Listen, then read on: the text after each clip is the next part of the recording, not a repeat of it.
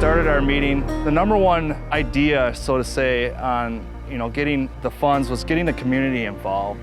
We heard enough that knew there was some support there from various community members, and we kind of tapped into that. We knew local business around here is outstanding. They're always going to be lending a helping hand. We have friends now that they're part of businesses of themselves that we grew up playing ball with that have been so outgoing and helping us out, and basically is about getting the community involved. We had a marketing campaign there to reach out. Last year during the Mount Calvary picnic, we passed out flyers and some gifts, and that turned into some cash for the group. Getting the community involved and knowing about the project and what we're about, it really allowed us to make this happen.